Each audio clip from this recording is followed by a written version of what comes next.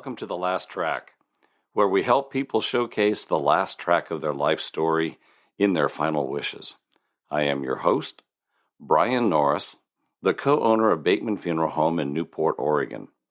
Just like a song can bring you back to a day, a time, and a memory, so too can a well-planned service.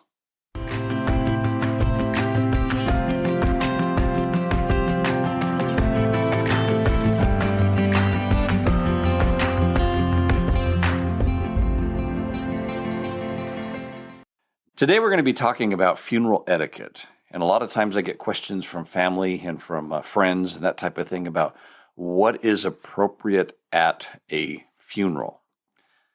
And some of it, there's right answers, and some of it, honestly, there is no real right answer, because every funeral can be unique to the individual life that was lived.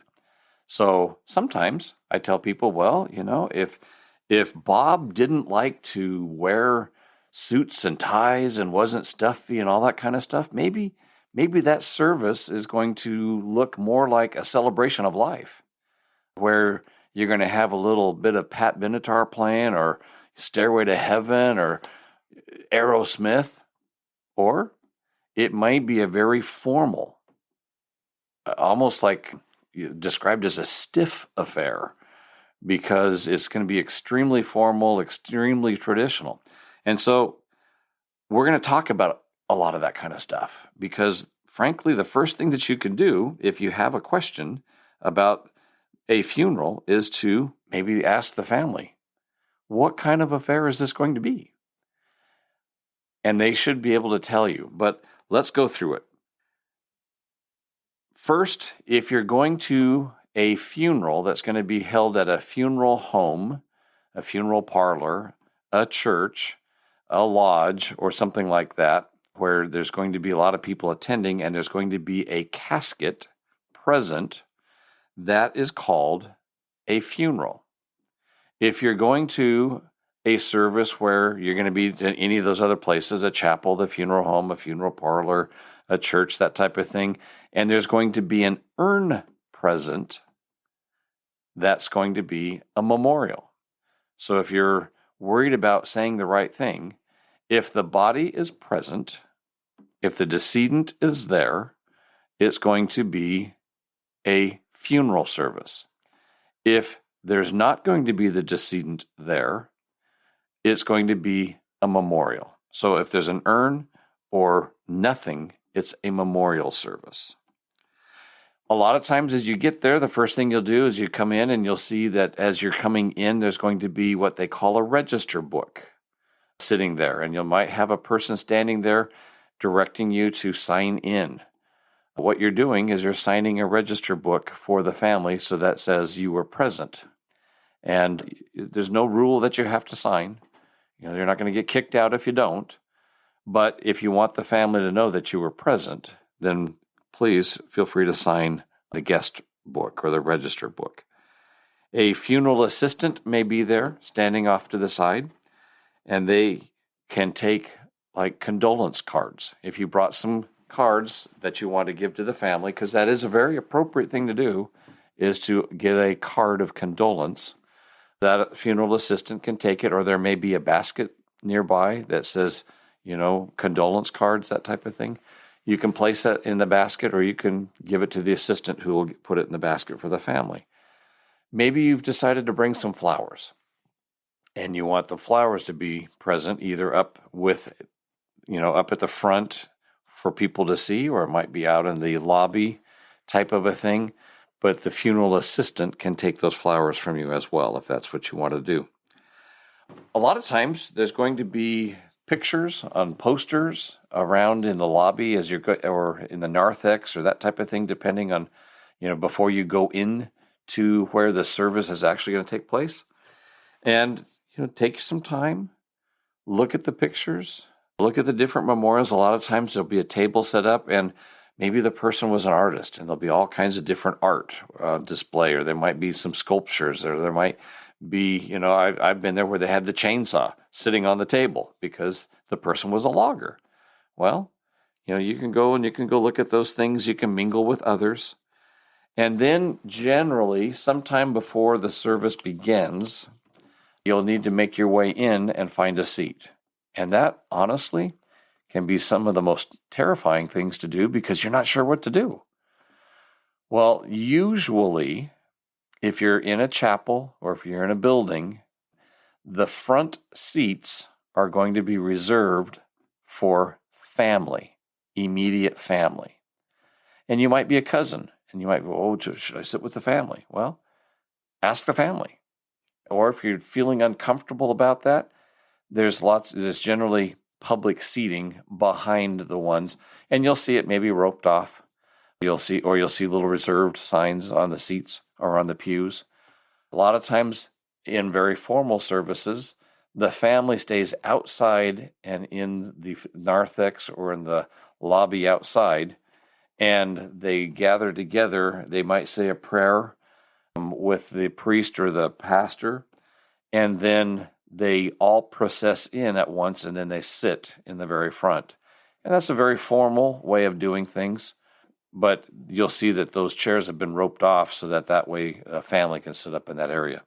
But you can find a seat and then wait. So the next part during the service, if you're in a very formal service and you're at a church or that type of thing, and the casket is going to be brought in, you might have seen the casket sitting out in the narthex, and then they'll gather up, and then there'll be a prayer that'll be said. Maybe a pall will be placed on the casket and some prayers. And then as the casket is brought in, that it's very appropriate at that point in time to stand up to honor the person that's having their service that day. So as the casket is brought in, you stand up.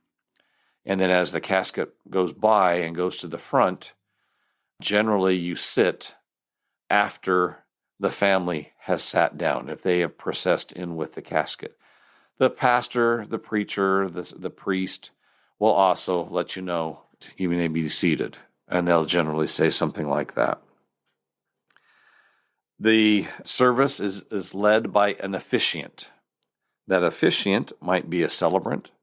It might be a family member that was asked to essentially officiate at the services and run through and basically go through a program and announce parts of the program. It could be done by a pastor, a priest, a minister, a celebrant, whoever is at the front and telling people to sit down, stand up, and talking about what the schedule is of events. That's the officiant. There will be a time during the service that there might be some songs. They may be sang. You might be listening to pre-recorded music. There may be somebody up there with a vocalist that may be singing. Somebody may be playing an organ, a piano, that type of thing. Then generally there's going to be a eulogy or a life story that's presented.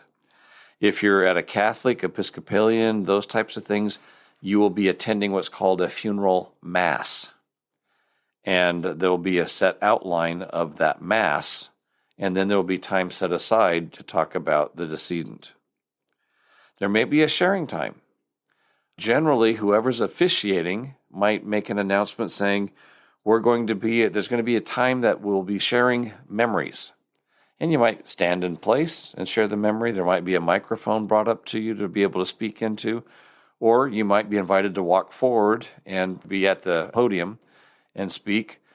There may be a time as well. The family might have set aside some time for memories to be read. If that's the case, you might jot down a memory, put it into a box that's being passed around, and then the officiant or somebody that's reading will read that memory, especially if you're not sure you can say the memory without crying and be able to get through it. That's very appropriate, and we offer that all the time. There's a video tribute out there now, and they've been around now for a number of years, but a lot of people still don't know about them. And that's where the funeral home or a family might gather photos together and have some music played with it as it's being presented.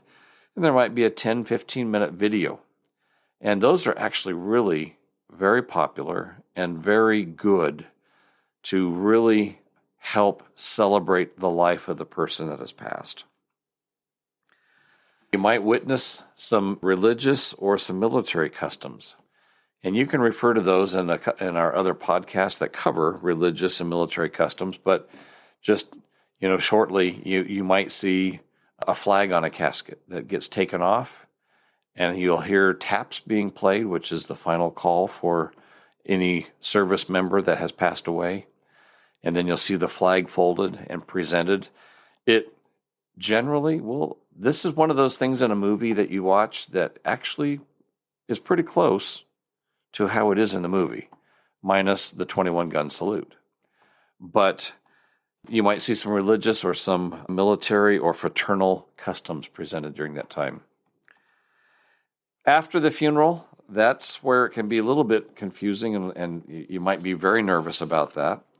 But after a funeral, sometimes there's a meal that people are invited to take place, or to go to somewhere like a gathering.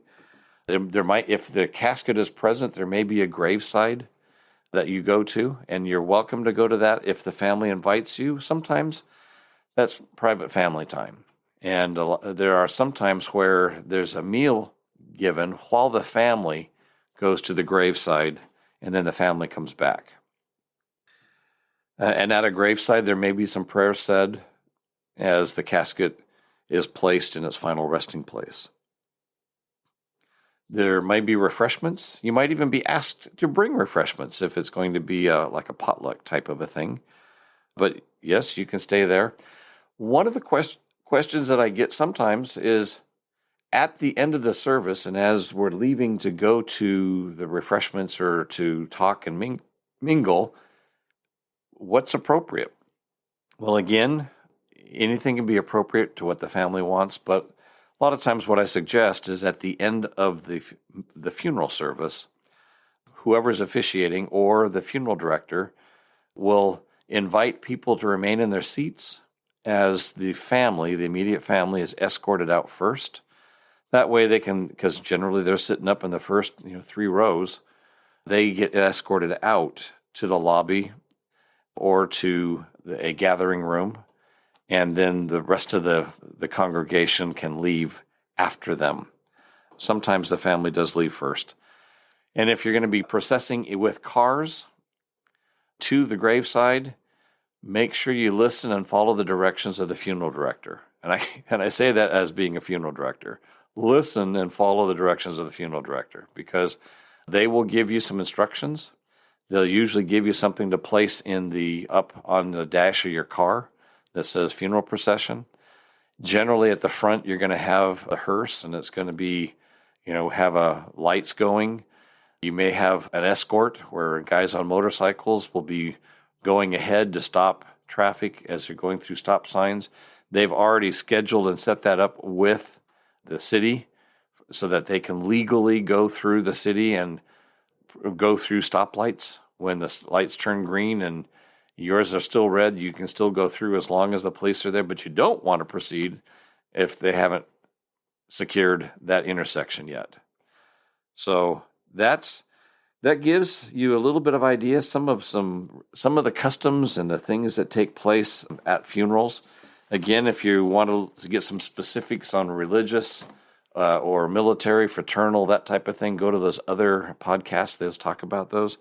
Well, we have reached that time in our podcast where we take a time and we take a moment and we remember all the families that are experiencing a loss, and we light a virtual candle in their memory. Let's take a moment.